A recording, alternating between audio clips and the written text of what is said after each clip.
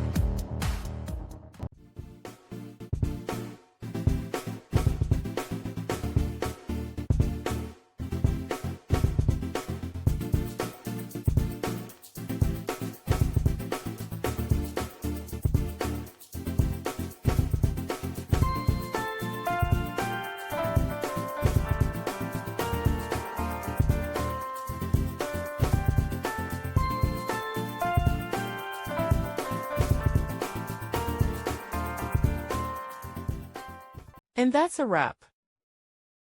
I hope you found the answer you were looking for.